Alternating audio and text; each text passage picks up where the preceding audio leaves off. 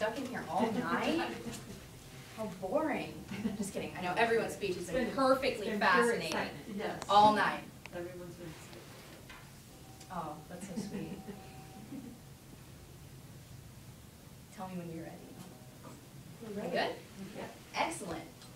Okay, so I'm Rose Hausler, and I'm here to talk a little bit about conservation and if it should be government mandated or be left to the will. So every morning when I wake up, I can look outside my window and see through, generally speaking, the mist and the calls of the birds and things. I can see trees, hundreds of trees. If I decide to get up and walk outside, thousands of trees.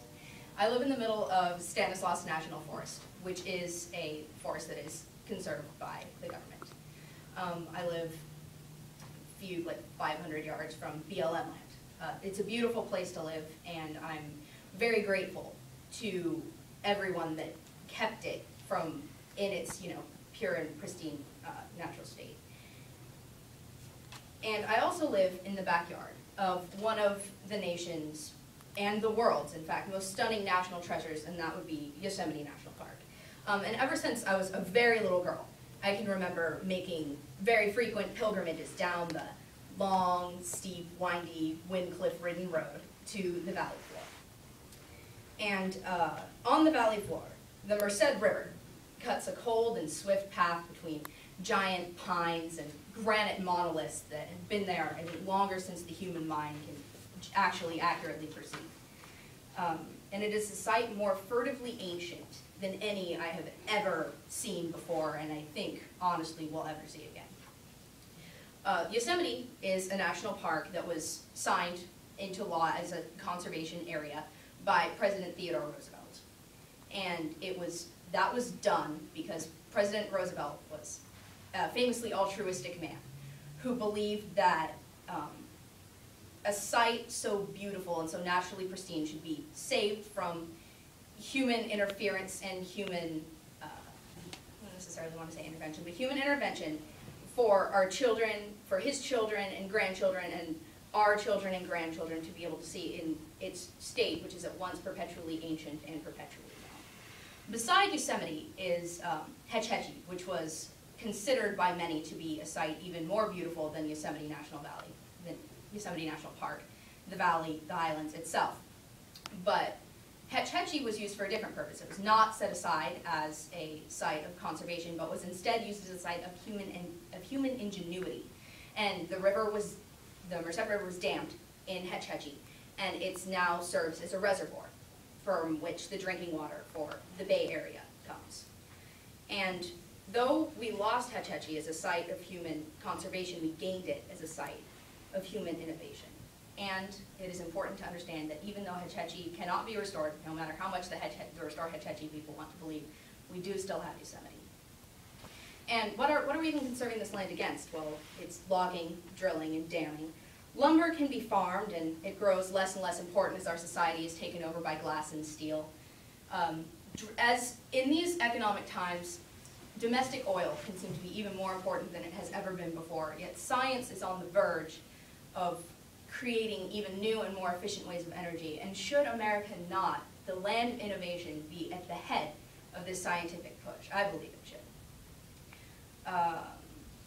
There is not a single free-flowing river in the state of California. All rivers in the state of California have been dammed, which is a chilling testament to the industrialization of the Western world and the Western states of the United States of America.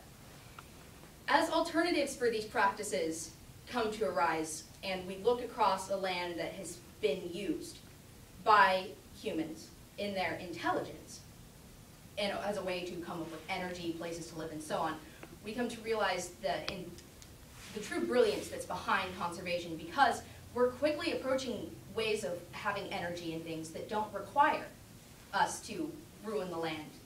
And we see that we still have these patches of pristine wilderness that are with us. So we come to the question, is permanent destruction worth a temporary fix? I think no, it isn't necessarily. The government must mandate some sort of conservation because we need it. We are the land, and we cannot live without it. Though our own innovation has taken us to the place where we are today, now instead of using the land, we can come to protect it. The very nature of human progress is destructive. This cannot be overlooked, nor can it be denied. We are a greedy people bent on conquering the world, and perhaps that is not wrong, for power is not meant to languish. But perhaps it is time to turn to human innovation instead of human destruction. It is time to look at the falls and say, perpetual motion. I can use that. It is time to look around ourselves and realize that we haven't, in the words of Adrian Rich, seen evenings like that since Vesuvian emerald to brass dissolving, a sentence you waited for, taken back half spoken. Luxury, even then maybe, evenings like those.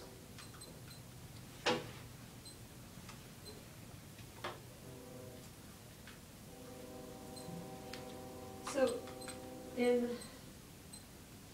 reading about this and thinking about this, do you think the government should mandate, just to be clear, some properties, but not all properties? I mean, where do you draw the line of how much government should mandate or not? Where should we draw the line? Well, I absolutely agree that there is a line that must be walked in between government conservation and actually being able to use the land, because what use is this gorgeous wilderness if we're all going to starve? I mean, we're several billion people on this planet. We can't all hunt and gather. I mean, I think we're all here as a testament to agriculture and what it can do, even at the cost of some land. And I think that, you know, we have the national parks, and those are excellent as a site of the conservation that we need. So I think we need enough wilderness left for people to be able to connect to their roots, to see where they come from, to be able to go and escape into it. We have to have, I think we should have wilderness sites in every state. We should be able to go and see them.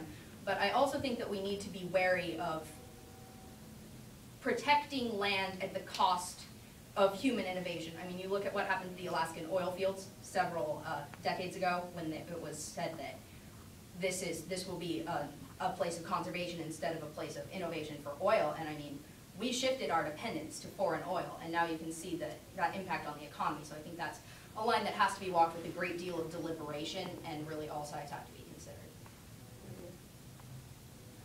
So you mentioned innovation a lot, and you gave an excellent example just now of innovation versus necessary.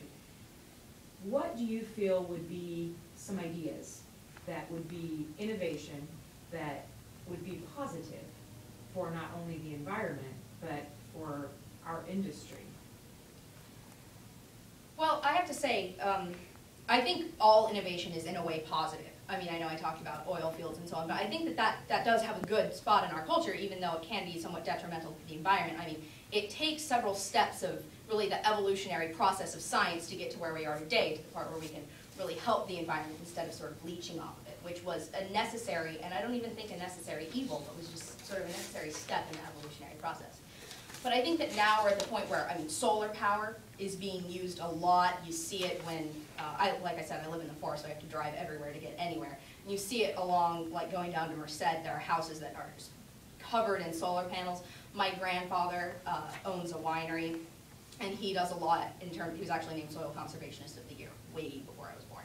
So there's a lot to be said for conservation of the actual land, of soil. I think that's something that agriculture is really in the forefront of, as far as terms, because I mean, building things, you lose so much soil when you do that. And I think that's really agriculture that's bringing it back. You know, we lose several inches of topsoil when we do this, but we only regenerate a minuscule amount. I think that's really important for the agricultural industry. And I also think that hydropower is really important when you look at agriculture and what you can do with not just hydroponics in terms of growing things, but I mean when you look at aquaculture, like growing your fish and stuff, and then at the same time being able to power your plant from having generators where the water runs through and is filtered. So I think that there are a lot of things that agriculture really is spearheading that can help the general populace. There are a number of different models that have been used to promote conservation practices. Sometimes the government just says, do this. Sometimes they give money to things. What do you think is the best way to promote conservation amongst agriculturalists? The best way, I feel, well, there are several interpretations of the word best. I'm going to kind of go off on both of them. One I think is the way that's the most well received, of course, would be subsidies. Say, don't develop on this land, or develop in a friendly way toward this land, and we'll pay you for it. And I think that really has a lot of goodwill behind it because you're not being forced to do anything, it's voluntary. However, then you have like legitimately mandated conservation, which would be if Congress passed a law and said, you can't touch this, much like happened to the Alaskan oil fields. Not that that's agriculture, but you see where I'm going with this. And I think that's much more effective in terms of no one touches the land, but it's significantly less well received, and you can really do less with it, if you understand what I'm saying. For like, if you said, all right, we're gonna subsidize this farm with, if you do solar panels, if you run your farm off of solar power, we will pay you X amount of money for this. Thank you. Thank you.